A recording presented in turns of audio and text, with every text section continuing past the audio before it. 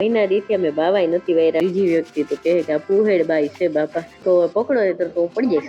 હતી એક કામવાળી 24 કલાક ઘરે રહેતી, પણ એની સ્ટોરી વહુ બેટાને કાખમાં લઈને ચડી ગઈ ઉપર. મેં જો આપણે કામવાળી કરતા છે ને, મને આ રોબોટ ગમ્યો. જોવો ની કઈ તમે શું આવે ને ખેલ્યું એટલે આ તો કઈ ખરાબ નથી.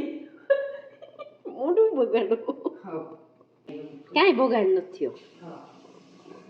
એ ભગવાન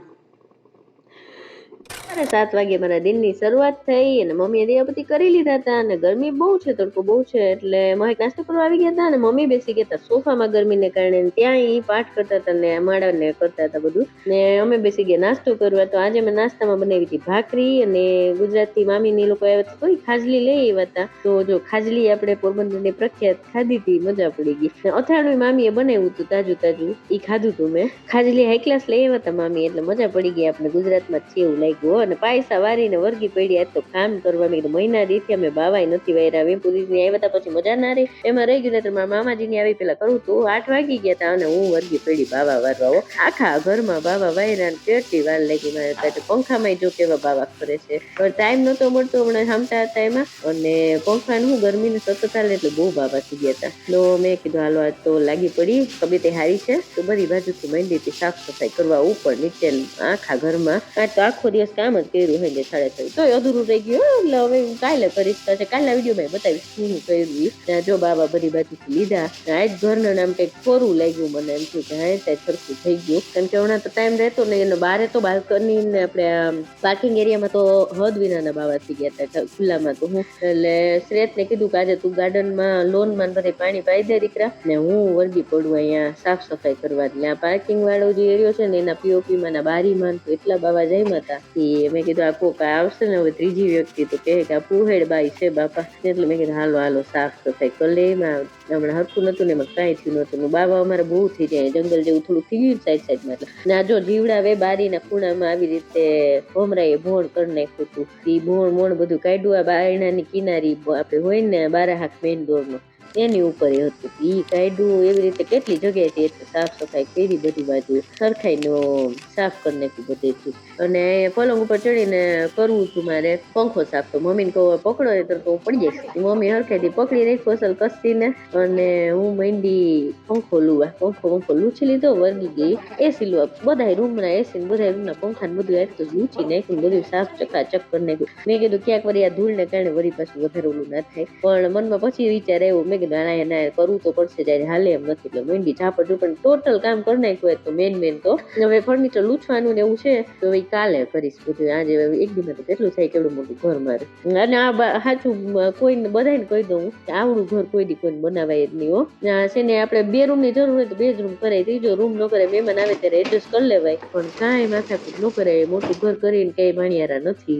એટલે મેં બહુ સપના જોયા, તો સપના ચમકાવતા રાખવા પડે ને, એટલે મરી ગયા. મેં કીધું આપણને એમ થાય કામવાળી રાખી લેહી, પણ કામવાળી મળે નહીં ને એટલે કાંઈ થાય. અમારે હતી એક કામવાળી 24 કલાક ઘરે રહેતી, પણ એની સ્ટોરી પછી કઈ કહીશ. 6 વાગ્યા થયા, નીચેનું કામ પતી ગયું. મેં કીધું હવે રસોઈની તૈયારી કરી, અને બધું રસોઈનું ભૂલી ગયો બતાવતા. અત્યાર સુધી તો મામી એ લોકો વાસણ ઉટકી દેતા હતા. એ વાસણ તો ઉટકા જ નતા. મેં હમણાં 13 દી થયા તો આજે તો વાસણ ઉટકા. વોશિંગ મશીન ચાલુ કરી દીધું હતું. 2-3 ઘરમાં વોશિંગ મશીનમાં ફેરવી નાખ્યા. પણ વાસણ ઉટકીને ચોકડી ધોઈ નાખી. અને મામીને યાદ કરતી ગઈ. મેં કીધું મામીઓ હતી 3 થી મસ્ત મજા આવતી હતી. અને મારી વહુને લઈને ગઈ ઉપર. મેં કીધું હાલો ઉપર હવે હાથે કચરું પોતું કરવું નથી. આજે વહુ બેટાને કાખમાં લઈને ચડી ગઈ ઉપર. મેં કીધું હાલ બેટા મન ચકાચક કરવા. એટલે મને એટલી ફુરસત ને નિરાશ. એટલે મારું બહુ મસ્ત કામ કરી દે છે મને. જોજો એનો ઝપાટો. ને આમ તો હું એની પાસે કરાવું રોજે કચરા પોતા, પણ અઠવાડિયે 1 વાર હું ખુદથી કરી લઉં. અને મારું જો આ બનાવેલું કાજલ, તમે વિડીયો જોયો હશે, મેં હોસ્ટેલ ગઈ પેલા બનાવ્યું હતું. એ કાજલ નાઈ ધોઈ ચમકતી ચાંદી ચમકતી થઈ ગઈ ને કાજલ લગાવી. મેં કીધું હાલો બાથરૂમ ચકાચક કરી લો બધા, કેમ કે હમણાં બધા હતા એમાં હું ભરીને બાથરૂમ સાફ નતા કર્યા. તો મહોતું લઈ ને બધી બાજુ લૂછીને ધોઈને સાબુ સરસથી ચકચકાવી નાખ્યું બધી બાજુ. ને મારો બહુ પૂછી ગઈ મારા રૂમમાં હું નાઈ ધોઈને બાથરૂમ મારું સાફ કરી નીકળીને ત્યાં. મેં કીધું હાલો આ મારું હારે કામ પતી જાય બધું બે વાર. એટલે જો ફુરસદ લાગે. એટલે જો આપણે કામવાળી કરતા છે ને, મને આ રોબોટ ગમ્યો. સાચું કહું તો લિંક હું મૂકી દઈશ આમાં ડિસ્ક્રિપ્શનમાં, કોઈને જોવું હોય તો. હું હું તો 1.5 વર્ષ જેવું થાય હવે વાપરું છું, હજી સુધી કઈ વાંધો નથી એવો, સરસ થી ભાગે છે મારી વહુ, ફટાફટ કરે છે બધું હો. ને આ જો મહેમાન આવ્યા હતા ને એ એક્સ્ટ્રા રૂમ અમારો છે ને એનું બાથરૂમ છે, ત્યાં ચકચકાવી નાખ્યું બધું, હમણાં સાફ સફાઈ ડીપ ક્લીન મતલબ નતું થયું ને તો મેં કીધું હાલો બધું કરી લો, એમ તો રોજ હું બધું નળ વળ ને લૂછી જ નાખું ને તો પાણીના મોતિયા મોતિયા જાય નહીં પછી હું. અને નીચેના રૂમના બાથરૂમ જરાક બધે હાથ ફેરવી લીધો, ત્યાં તો મમ્મી રોજ લુએ જ છે કારણ કે ઈ બાથરૂમ મમ્મી સાફ કરે પણ ઉપરના 2 બાથરૂમ હું કરતી હોય. ને અહીંયા સાફ સફાઈ બધી બાજુ થઈ ગઈ ને વાગી ગયા હતા 5:30, તો ઘડીક લંબાઈ ને હોવાછું થયા ને એટલે કડકડતી લાગી ભૂખ, તો મામી એમ અથાણા બનાવ્યા તો ખાટું ને મીઠું, તો અત્યારે મેં કીધું હાલો મીઠું અથાણું સવારે તો ખાટું ખાધું હતું ને 2 રોટલી ખાધી હતી, ખાઈ પીને મને એમ થયું હાલો નાહ લઈ લો, એટલે પછી જો હું થયું અમે કેદી ના કરી લા તો સારું લાગે.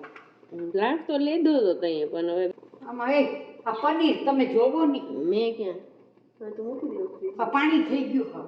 હા તો કઈ ફ્રીઝરમાં રાખી ધોવું પડશે ભાઈઓ, જોવો નહીં કઈ તમે શું આવે ને ખેલ્યું એટલે આ તો કઈ ખરાબ નથી, મોઢું બગાડો વસ્તુ આવે છે બગાડ થઈ ગયું, ક્યાંય બગાડ નથી થયો. એ ભગવાન રાખી દઉં છું હમણાં ફ્રીજમાં. હા ફ્રીઝરમાં રાખો પછી ધોજે. તો આવી હતી મારી આજની દિનચર્યા, અને મને ઓલો પૈસા વાળતી હતી ને વિચાર આવતો હતો કે આપણા મમ્મી ને આપણા સાસુ ને લોકો એમ કહે કે અમે તો હાવ ખોરા વારીને કામ જ કર્યા, તો હું મારી વહુ ને હું મારી દોસ્ત ને, કારણ કે મારે તો એવું સપનું છે કે હું મારી વહુ ને, મારી દીકરી તો છે નહીં તો દીકરીની જેમ નહીં રાખું મારી વહુને, મારે વહુની અરે દોસ્તની જેમ રહીશ, મારી તો એવી ઈચ્છા છે હવે કે એના મનમાં કાંઈ હોય ને તો એ મારા દીકરા પાસે પછી વાત કરે પણ મને પહેલા વાત કરે, એમ એટલું દોસ્તી જેમ રહીશ એવું મારું તો સપનું છે. હવે જોઈ નસીબમાં હું હશે એમ. હજી તો બહુ વાર છે, મારો દીકરો નાનો છે, આંબે મોર ને કલાણે લેખા એમ કે ને એમ છે ટાઈમ હજી તો, પણ આપણા મનમાં હોય ને એમ થોડુંક અમુક ચીજ અરમાન હોય ને એમ, પણ હું એને એમ કહીશ કે અમે પૈસા વાળીને કામ કર્યા એમ, કારણ કે અમે તો તમારી જેમ ચડ્યું ન પહેરતા, લેંઘા પહેરતા, એટલે એવું કહીએ આપણે આપણી પછીની જનરેશનને, મનમાં એમ સોચતી હતી ને હસતી હતી. ઘરકામ મારું તો અધૂરું રહી ગયું થોડુંક, હવે કાલે પૂરું કરીશ અને કાલના વિડીયોમાં બતાવીશ, અને બસ આજનો દિવસ તમારો આવો જ ગયો. ફરી પાછા મળી આવતીકાલે રાત્રે 10 વાગે, ત્યાં સુધી ચમકતી ચાંદનીને રજા આપો. જય શ્રી કૃષ્ણ. ખુદની તબિયતનું ધ્યાન રાખજો, પરિવારનું બધાનું ધ્યાન રાખજો. ઓકે બાય, જય શ્રી કૃષ્ણ, ગુડ નાઇટ. અને મારું વજન છે ને એ હું બુધવારે બતાવીશ કે શું હાલચાલ છે. મેં 2-3 દિવસ પહેલા કર્યો હતો તો મારું વજન લાસ્ટ જ્યારે મેં બતાવ્યું તો એ 67.900 ગ્રામ હતો, પછી મારો કર્યો ને મેં 2-3 દિવસ પહેલા તો 400-500 ગ્રામ વધ્યો હતો, લગભગ 68.450 ગ્રામ જેટલો થયો હતો. તો હવે જોઈએ બુધવારે કેટલો થાય છે.